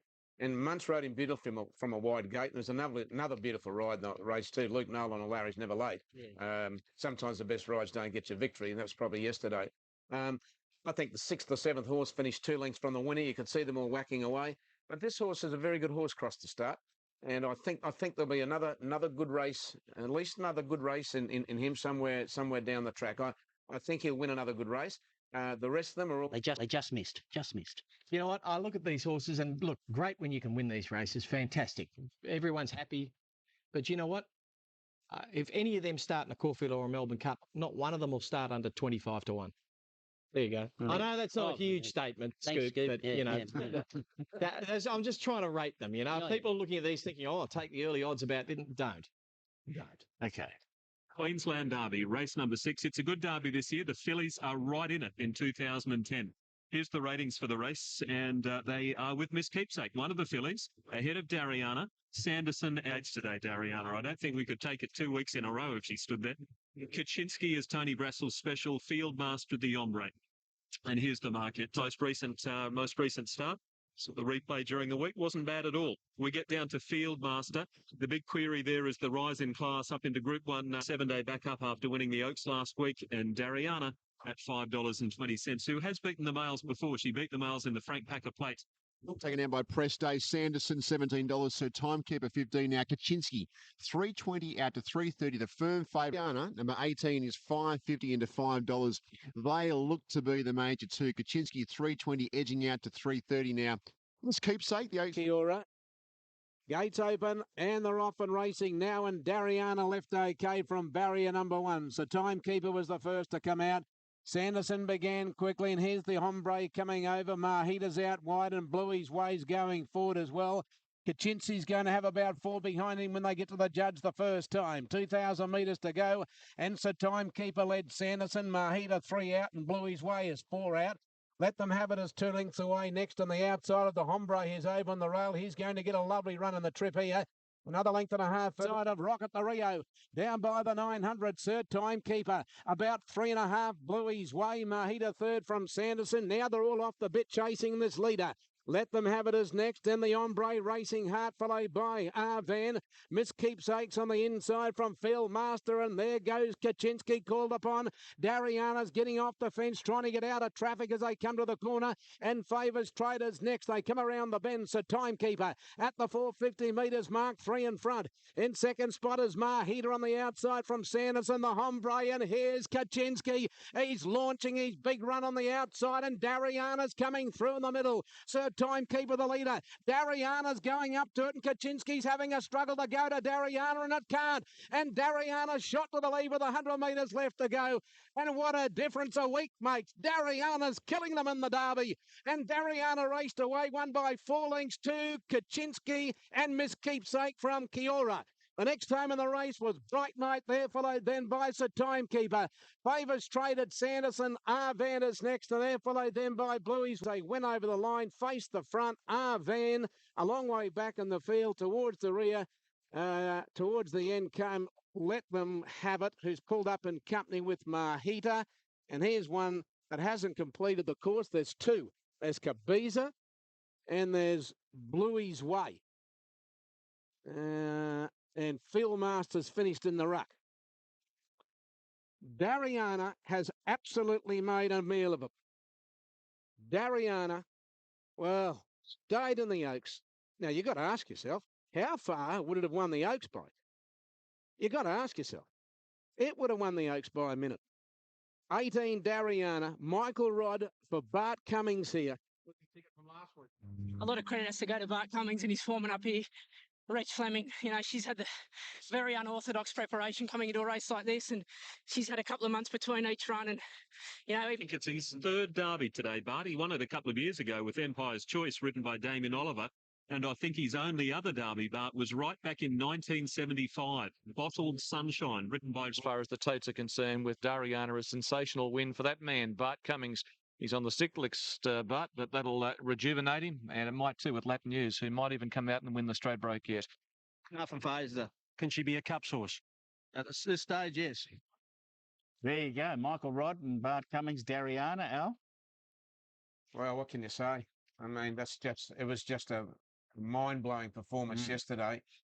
You know, we look back and think a horse like Arctic Scent won the Oaks and went on to win the Caulfield Cup, and Ethereal won the Oaks and went on to win the Caulfield Melbourne Cup double. And this horse has absolutely donkey-licked them in the Derby. You've got to say that provided she comes up well in the spring, she's going to be very competitive. Yeah, look, she's... No guarantees there. No guarantees about any 3-year-old being a decent 4-year-old. I don't mean that about Dariana. I just mean that about any of them. I don't care how far they beat things. She's the only one in that race who I think can be a competitive top-line 4-year-old stayer. The only one. And I think she is a chance. I've liked her all along. I said after she won the Packet Plate when she beat the boys there, I said, this is a filly with some real ability.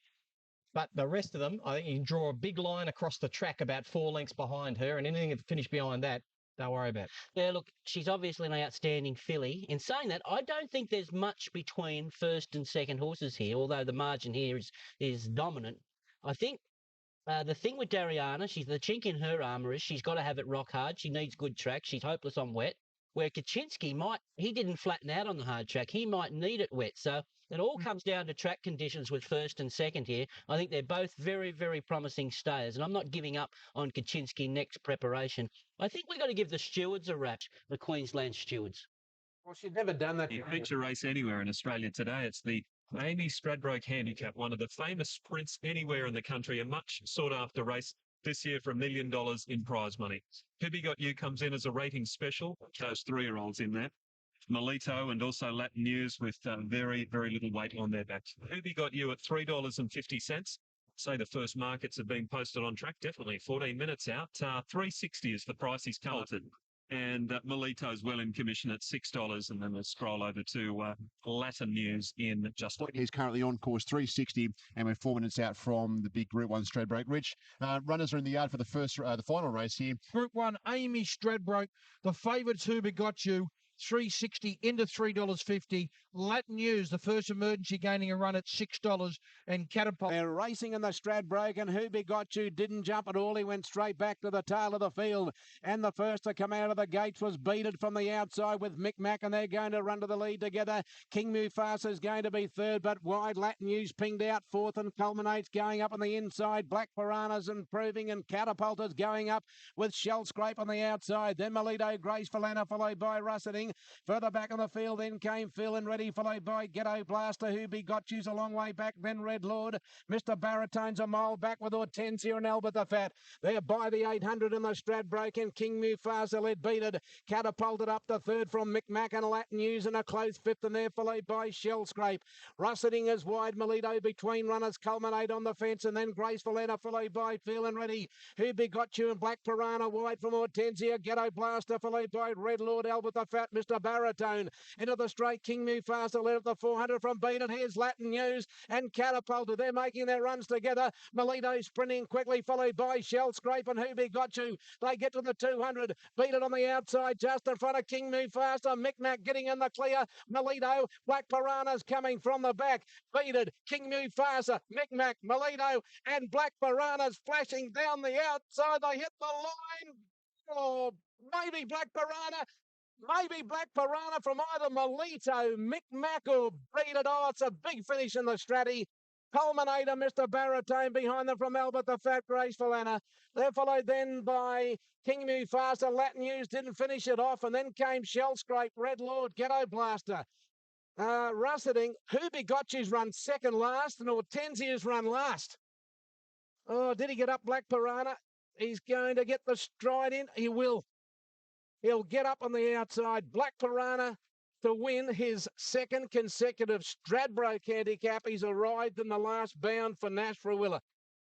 Well, will we have the scenes in the enclosure that we had last year? What a race. Last two runs have been very encouraging, so I'm just wrapped to go back to back. Not many horses can do it. This horse is a freak. When did you start thinking about back-to-back wins? I always wanted to defend the title, and to make it come true is just something different. It's the best. This is to defend his crown. 21.60 and 5.40 for Nash Rawiller. Melito fails by a millimetre. 2.60 and Mick Mac. Out to look at the Stradbroke. Who Begot You has been badly galloped on in the race yesterday. He's a very nasty flesh injury. The good news is this morning that the tendon is okay. Originally, Who Begot You was going to be out for 3 weeks. It's going to be much longer. But the main aim for Mark Kavanagh and his vets is to keep infection out. But it was a very, very... By Black Piranha, really was. Con Karakatsanis is the trainer. Nash Rawiller, another brilliant ride by him. Nosing out Melito and Mick Mac, a big run for third. Terrific finish, great call. Knowledge is just is unbelievable, and to have someone like that in my corner is out of this world. Where do you go with him now? What's the plan now? He's won the Stradbroke. What do you do with him? At this stage, I haven't really sat down and planned something serious for him. But there's races like the Epsom, George Main, and I might try for the Emirates in the spring. Black Piranha. Well, there was. I mean, as per usual, the Stradbroke run at a cracking speed. The first half mile, 45.8 yesterday. So you look at that time and you've got to take your hat off to Beat It. Did all the work from the wide gate. Melito, she's had a fantastic couple of months. She just can't get over the line in one of these up here, but her run was terrific. She may be the winner of the Winter Stakes, although that's going to be a race in a couple of weeks' time. And I thought there was some other good performance. Mick Mac looked the winner in the straight. I thought Albert the Fat's run was good. And then the other half of the field, you had Hortensia, which obviously pulled up a bit sore. She's obviously not right. You had the Who Begot You incident.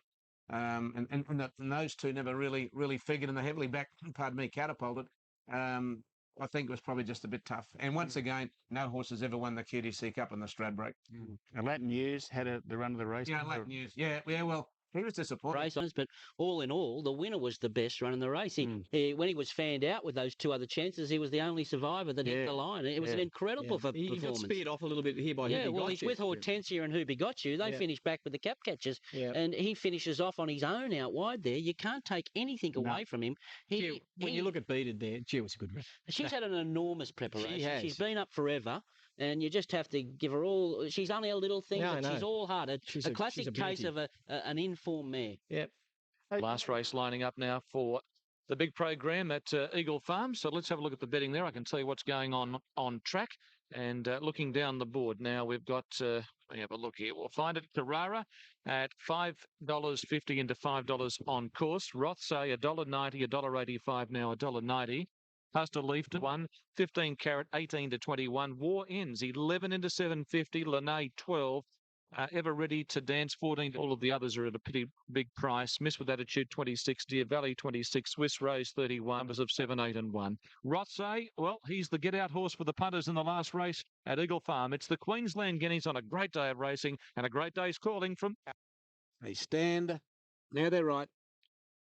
And the gates open, and they're off and racing in the Guineas. Rothsay jumped okay. He's about midfield in the early part. Carrara won the start from spot on target, and Lorne began quickly rushing up outside those, and War Ends fourth from Tia Qualo. Sosophanes over on the inside, followed by Huster Leafton, and Thunder Lane is rushing forward quickly on the outside. They're closely coming down the side. 900 metres left to go. And it's War Ends on the outside and Lorne near the fence, leading from Tia Qualo, followed by Carrara. 15 carat on the inside, followed by Thunder Lane, and then Swiss Rose between runners. Sir Frosini's over near the inside, followed by Huster Leafton, and then comes Deer Valley. Rothsay's worse than midfield. He's between runners coming to the corner. No, he's not. He's away from the mess now. He's in the clear. He'll be a bit wide, but he's got nothing in front of him. They're coming around the bend. Launay on the inside, just in front of Orange, followed by Tia Qualo, Carrara. Spot on target, Huster Leafton, and here's Rothsay. He's pulled out to the middle of the track, and he's coming with a big run now. They're coming to the 200. It's Launay, Warren's tackled by Rothsay. He descended upon them. Then came Carrara and Deer Valley down the outside, but Rothsay cleared out at the 100 metres, and the Guineas is all over. Rothsay is dashing away. Rothsay went home to win from Launay, I'd say 15 Carat and Deer Valley, but there's not much in it for second, third and fourth. The next time missed with attitude, spot on target, ever ready to dance, Carrara, Huster Leafton. Further back on the field, then came Swiss Rose, followed by Thunder Lane.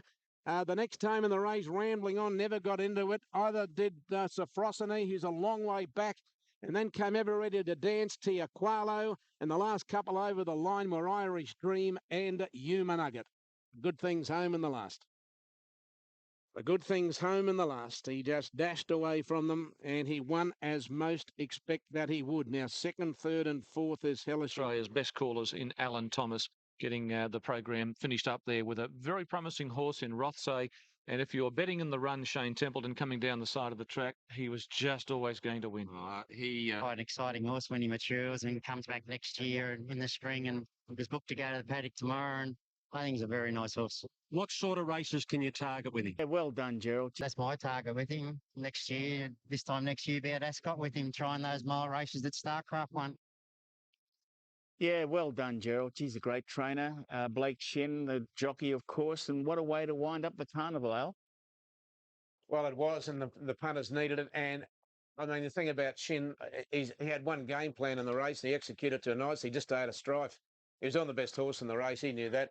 He got it over from the alley, about went off the fence, and when they all started to half jam up, and he was going to get in a bit of strife, he just eased out. He just got away from them, you know. Just got away. Just get out. Give the horse an uninterrupted run to the line, and the race was his. And that's exactly what he's did. The rest all whacked away and did their best, but he was in a class of his own. Yeah, look, he's the find of the carnival. He always was a beautiful, big look, good-looking colt, and always promised to be a star, and he's well on the way. And I think that's a good little option that Gerald's got planned for him next year. You know, that'll be the making of what could be well, he's already a big stallion prospect, but he could be the real thing. Real thing. He'd be the top of my list. If you say you can have three horses out of that carnival, I'd take him at the top of the list. I'd take Preste, and I'd probably take Dariana because I could, mate her with one of those two. He stands alone. You know, I don't know if we could time to show. Wins in 1 second. He's only missed the place once he ran 6th. They're set to go. They're racing in the Healy. And near the inside, it was Pinwheel, the first to come out of the gates and going fast. Haylist from an outside barrier, and First Commander's going over with Tour Guide, but it's Haylist around the first corner. There he goes, the big horse. He's off to the lead. He's out by 2 to Tour Guide. First Commander's racing third. Pinwheel is fourth. Mr. Slicker's fifth, but trapped out deep, followed then by Bold Glance. And further back, he goes there a bit wider around Charming Road than Daunting Lad. Further back, Fun Tontes, and then comes the Jackal, followed by Forestrino in another takeover. Inside the 600, Haylist is the leader as they come up to the home turn from Tour Guide. First Command 3 out, Mr. Slicker's 4 out, and Pinwheel is sitting there looking for the run on the inside from Bold Glance, Charming Rogue, and he goes Dares pulled out to make its run with Daunting Lad. Haylist, he took off at the 300 metres mark. He's dashed away. Pinwheel got in the clear, but he's about 3 behind. He goes Dares next down the outside, Forestrino. But look at this, thank you. 600 kilos and all Haylist. He's absolutely murdering them in the Healy. And Haylist walked over the line, won by 7 lengths to either Pinwheel or Ego's Dare. The next time in the race there was Forestrino. I'd say he's run 4th. They're followed then by the Jackal, which made ground. Slick, another takeover. And last time is Fantontes. And you might have to say, I know it's not a Group 1, but that's close to one of the best, if not the best run of the carnival. So this bloke, Haylist, he's won 9 out of 11 for the Davenports. Good on you, Cody. Haylist, and now with Johnny McNair at Gosford to the outside.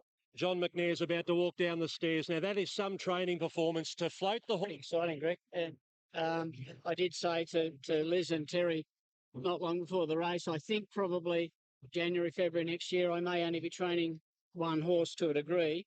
I think this horse is pretty special. And when I say that, I'll still be training the others, but I'll be hands on with this guy 24/7. What were the instructions to Chris? He obviously was stamped urgent. No instructions. We just said to Chris, listen, you know this track, you know the field, you've seen these other horses race.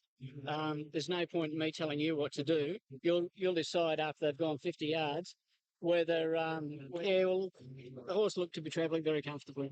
But then when he clicked him up, did you expect that sort of acceleration? Did you know he had that in him? Oh, Greg, he's got amazing acceleration, this horse. That's his real feature. And plus he's got a high cruising speed. So, you combine those two things and, he's going to give these people a very, very exciting ride for a while. How much thinking? He's unbelievable, Bertie. I mean, I've been lucky enough to ride some good sprinters in my time, but I tell you what, he's right there with him. Don't worry about that. I was a little worried about the alley, but and perhaps we've seen a star here today. I'd really like to hope so, Bernie, because I tell you what, I think he's the real deal, this bloke. Will you be ringing John for... Alan Bailey doing a good job with this horse, who has won 3 of his 5 starts so far. Hayless, speaking of a superstar coming through, Healy Stakes. On Hayless, that was one of the most exciting wins I've seen from a sprinter in many, many years. That if I'll be surprised, you can't go on just one performance, but I'll be surprised if he doesn't go on and become the best sprinter in the country based on that, if he can back it up. Well, for Haylist, Chris, 9 from 11 for Haylist. And Alan, yesterday, of course, being the final day of the carnival, how would you rate that winning performance over the many highlights of the carnival? Well, without trying to take anything away from the Molitos and Black Piranhas and Darianas and Hot Danishes, well, I've got to say, nearly that's the performance of the carnival. It's the most exciting one, isn't it? Because it's the most exciting one. That's the right word, Richard. It's the most exciting one. Like that horse broke the race record. It was 6/10 outside Century Kid's track record, which I remember when Century Kid won. It was like an aerodrome strip. It was hard, and we don't get those real hard tracks. We started with a dead 4 yesterday and got to a good 3. He's very much. I'm not going to say he's a takeover target, but he's the same sort of horse. He's a big, powerful sprinter, and he has speed from start to finish. And the horse that ran second to him, Pinwheel, he's had 11 starts for 5 wins in 6 seconds, and he absolutely tailed him. Just continues this run of superstar sprinters that have come out of the West in the last decade or more, going all the way back to horses like Placid Arc. And then, the last one to come out of West Australia, I suppose, was Miss Andretti and Scenic Blah. And then, and now Hayless. The number of top-class sprinters coming out of West Australia is just phenomenal. We've been following this horse for 12 months. We do all the stuff on a national basis on ratings and that. We've been really waiting to see him come up against some good horses. I mean, I think the one asset that this horse has got, you saw him, he came from a wide draw there yesterday. He pinged the lids, he went straight to the front, and as soon as Chris Muntz dropped his hands in, the horse just went to sleep like that. He could have got another lap on the bit. He's got fantastic acceleration. He's like the Dave Taylor of the racing industry. He is a monster, and he is a very, very, very serious horse. For those people watching in the southern and western states, Dave Taylor plays rugby league. Oh, sorry. For Queensland. Yes, ready for the feature. For Queensland. Yes, ready for the feature race of the day. And they're off and racing now. Beat it to the inside. One of the first to go. Set for Fame began okay. Melito's going forward from out wide, and so too is Goldwater. When they settle fully into stride, Melito's well away from the fence. It's up sharing the lead with Goldwater, Culminate and Beat It's on the rail. Set for Fame will set back just off those now, followed by So Anyway, and then comes Acquired. Further back on the field, then came Deer Valley, followed by Messenger, Happy Hippie. Wealth Princess, ridden cold today, back second, last Prima Nova. Well, Blake Shinner's taken Melito to the lead at the 800 metres mark and leads by 2 to Culminate. Ahead to Goldwater on the outside. Beater travels fourth on the inside, a Set for Fame. Another 2 lengths away, So Anyway on the inside of Acquired. Deer Valley is deep from Happy Hippie, then Messenger. Wealth Princess is still back second last, but starting to track into it a little bit. And Prima Nova is last. The Homeward Bound to the Winter Stakes. Melito is the leader. Culminate on the outside, followed by Goldwater. Beat it on the rail. Then comes Acquired Set for Fame out in the middle of the track. And Wealth Princess is going to be the widest runner, and she's coming home quickly from a long way back to the 200. Melito, the leader from Beated. Wealth Princess is coming home quickly on the outside. Melito is the leader. Wealth Princess is trying to get to Melito, but it can't. And Melito is hanging on. A Melito won from Wealth Princess, and third was Beated. Fourth home in the race then was Culminate. The next time Set for Fame, followed by So Anyway, Happy Hippie Goldwater. Then comes Acquired. Further back in the field, Deer Valley. And then came Messenger. And last time was Prima Nova. And you've got to salute the filly. And you've got to salute Gerald Ryan in one of the top training performances of the year. To keep this filly up for as long as she has. She's been from Sydney, then all her runs are at Group 1 level against older horses. She came back to Wait for Age against her own sex today. She was wide early, 4 and 5 wide to the first corner. But she was a class performer. Correct weight, the final Group 1, and congratulations. Final Group 1 of the season, the Winter Stakes up there at Eagle Farm, and congratulations to Melito, Gerald Ryan and the team. And also, we'll have to make mention too, I think that will make Reduced Choice the champion stallion for this season. Melito, $4, $1.80, Wealth Princess, $2.70, $1.70 for Beaded. And he's got every reason to be too. He had a great season, Gerald Ryan. Well done. Melito, and a well done to Corey Brown, who rode Melito. And Corey, after that winning performance yesterday in the Group 1 level? Yeah, no, really happy.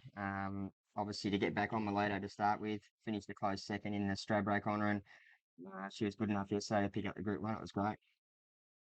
Riding tactics, they were a bit different. When did you decide that you were going to go straight to the front, Cor? Just before I sat on the back, mate. Look, the plans were obviously 150 metres. Nash was playing a little bit of cat and mouse, so I elected to go to the fence and dictate terms. And I wouldn't say she won as she liked, but she won very well. Okay, well, Alan? You took her to the front. Did you have to notify the stewards that you were changing your tactics there at all? Because she normally is ridden back. Well, I didn't notify them. I'm not sure if Gerald went in there and said if things panned out that way that we were going to go to the top, but I definitely didn't notify them. Like I said, just through the lack of speed, that was the only reason we rode her like that. That is, by the way, Corey, that is one stupid rule. If you ask without me. a doubt. I don't know what you think about it. You're a jockey, you're out there having to tell the world what your riding tactics are. Surely that takes away one of your weapons, the element of surprise, and disadvantages your connections with that horse. That's how she managed to win, because Corey caught everyone by surprise and took her to the front, and then got the most amazing sectionals from about the 800 to the 500, where he slowed the tempo down sufficiently, and then she sprinted away. If he announces to all and sundry, hey, I'm going to the front, he doesn't get that easy lead, and it could have easily got beaten. Do you want to comment on that, Corey? Oh, look, to go out there with a bit of an open mind, especially drawing the barrier that I did yesterday, and say where you can sit on the fence. Like, as a jockey, you'd like to go out there with a bit of an open mind, especially drawing the barrier that I did yesterday. And if you tell them that you're definitely going forward, and just so happened to be a lot of speed was injected into the race, and I rode the horse back, well, then I'd be in trouble. So, I agree with you, Richard. I think it's a stupid rule, but it's the way it is. The stewards will say... You've got to ask yourself, if Melito was run down in the last 10 yards by Wealth Princess, would Corey and Gerald be in trouble? Good question. Very good question. Yeah, excellent. That rule raises more questions than it answers. Yeah. Yep. As it did the week to the hurdle, and this is the jumper. Backfield Desert Master rallies only about 3/4 away. Famous Prince third, vindicating the inside. Corrie's out wider. Black and Bet is strolling though. Further back in the field as they swing for home, Grez. Black and Bet picked away early in the straight. He's opened up 6 or 7 lengths in the twinkling of an eye. One to get over. It's the favourite Black and Bet with a huge lead and a terrific battle for the Miners. They've all got a chance. At the last, Black and Bet left it well, and he's about 7-8 lengths in front. Corrie's running on the outside. Famous Prince is boxing on with vindicating Briz and Tibooburra Travis, but this is an absolute trouncing. Black and Bet, champion hurdler, wins the Australian hurdle for Steve Pateman. Yes, they can't catch him. Black and Bet won it by about 10 lengths. Gee, by Black Hawk. Steve Pateman aboard, and the great Robert Smurden, who was on the line. Robert, good morning. Platform's been exceptional this promotion, and he had runs that my men were staying sort of battles when he won the Flemington pretty comfortably his last start, and he jumps pretty efficiently, so he put the two together, and he's probably a different class to the standard of horse. Time is the King Stand at Group 1 level. We've got Nakoni engaged along with Gold Trail. Now, Native and Fleeting Spirit, which finished second last year to Scenic Blast. Yeah, some very interesting statistics Well, there. I can agree with Richard on this one. I think Nakoni might be very, very hard to beat, and I'd suggest the reason why is you look at the stats here. Choisir won the Lightning and went on to win the King's Stand. Takeover Target won the Lightning and the King's Stand. Miss Andretti won the Lightning and the King's Stand. Scenic Blast won the Lightning and the King's Stand, and obviously Nakoni won the Lightning, so history's on his side. Exactly. I think he's a very, very good horse, and I think he's... Don't undersell Gold Trail. If he'll be out highballing in front, and he's awfully hard. And 11-4 for this Australian horse, Nakoni, who is by no means a superstar sprinter, despite what David Hayes says. 11-4. Kingsgate Native got the camera tied into Nakoni there, the Lightning Stakes winner. This is the race, Matt, the key race, isn't it? All those good Australian sprinters, the takeover targets, the Choisirs, the Scenic Blast, the Miss Andretti's, they've all won the Lightning Stakes. And this has as well. But what they're saying is he's not quite as good as they were. The Australians are not that so bullish as they were over the other. Remember Scenic Blast last year? They were so tall. They are all in. And they're off. And Racing Equiano just dipped on leaving the stalls. Marcab is well away. And also well away on the far side is Borderless Scott. Gold Trail's heading over towards the near side. And most of them appear to be following suit with Equiano and Bold Mover front rank. Kingsgate Native is in midfield. Mr. Manannan's on the extreme left at this stage with Marcab.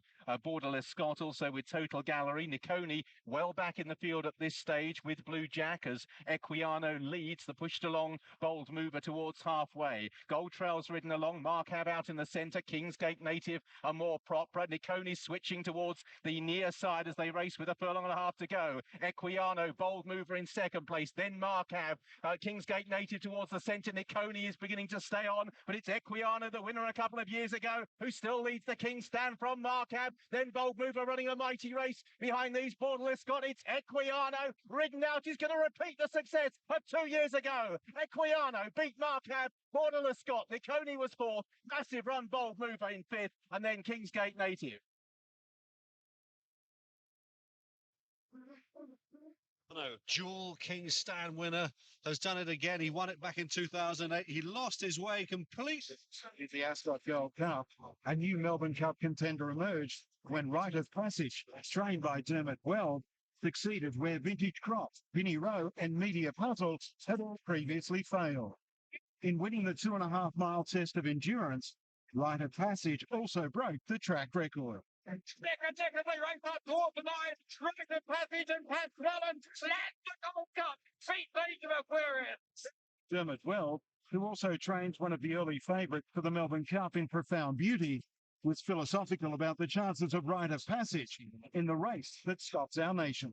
Is he quick enough for a Melbourne Cup? Well, of course, that's the point that we know on the first Tuesday in November. It's the big question, you know. Pretty well. He looks like he's come on a good deal from that run at York. Ex-Australian, of course. Johnny Murtagh looks quite pensive there. William Buick on his far side, and the guys just giving him glass advice before they make their way to post. That is your favourite for the Golden Jubilee. Star-Spangled-Banner horses are making their way to the post for the Golden Jubilee Stakes. Incident. Right. Star-Spangled Banner at 7. Fleeting Spirit 7. Happy Zero at 8. Kinsale King at 8. Option B's been... They're racing in the Golden Jubilee. Star-Spangled Banner broke out well with Safe towards the stand side. Joy and Fun showing speed with Kinsale King. They split into two groups. Prime Defender going quickly over on the far side from Lord Shannakill. On the stand side, Star-Spangled Banner from Saif, Kinsale King, Triple Aspect, Amico, Fritz Marchand door next to the fence. Further back then is Regal Parade with Showcasing and Happy Zero in the stand side group from Fravashi and Sir Jerry at the back of the field, along with Society Rock and Balthazar's Gift. Meanwhile, over on the far side, Prime Defender leads the way over there from Lord Shannakill with trying to come through After these is Alverta for Australia, then Main Aim, Varinar in the green jacket, Fleeting Spirit on the far side chases the leaders, Total Gallery high standing, and then Serious Attitude as they race down towards the final furlong and a half in the Golden Jubilee. Star Spangled Banner on the stands rail from Kinsale King, Joy and Fun, Society Rock on the far side, Fleeting Spirit, the Flying Filly coming through from Prime Defender and Varinar, and then Serious Attitude well inside the last. Star Spangled Banner on the stand side, Fleeting Spirit far side, Star Spangled Banner clear, stand side had it, Society Rock and Kinsale King fighting it out for second and third. Then Fleeting Spirit home first on the far side. She ran well from Serious Attitude and Varinar over there as well. Photo of a second place, but it was a stand-side rout, wasn't it? Well, Star Spangled Banner won it by sheer speed. Burst out of the traps, never headed or maybe just for a few strides, all the way, got across to the stands, up, down, and rails. An absolute decisive winner, left them all behind. There is Star Spangled Banner, and the stand side seem to have dominated for the first three on the Star Spangled Banner has been given a quote by William Hill for the July Cup, 9-2 from 10-1. 9-2 favourite now from 10-1. And Fleeting Spirit last year's winnership. He was a pretty good, if not the best sprinter in Australia. He won a few races at Caulfield. And he arrived at York. Let's see, look at the closing stages. This Fallon, all first three were up the stand side rails, incidentally. But Kinsale King, that's a huge run. Fighting it out for second and third. Then Fleeting Spirit home first on the far side. She ran well. They said beforehand it was the best Golden Jubilee that's ever run. And in fairness to Johnny Murtagh, what a ride. He did a great ride. And in fairness to Aidan, the trainer, and the horse just looked $1 million. And sure, this was just unbelievable, you know. This is a very, very serious horse. Well, what do you make of that, boys? Tom Magner there is giving the horse a good rap, and well, he might. I mean, they're going to stand him at stud, and obviously he wants to pump up his value as much as possible, and the horse has done the job. He's won the Golden Jubilee there in Michael Tabor's colours, the orange and blue. Looks fantastic. It only underlines how strong Australian sprinter milers are on the world stage. They're very, very strong. Even, you know, when you hear about how strong Hong Kong sprinter milers are, a lot of them are just based on their Australian bred horses. And look, here he is sprinting away on the other side. It looked fantastic. And his action looks great, and he's settled in beautifully there.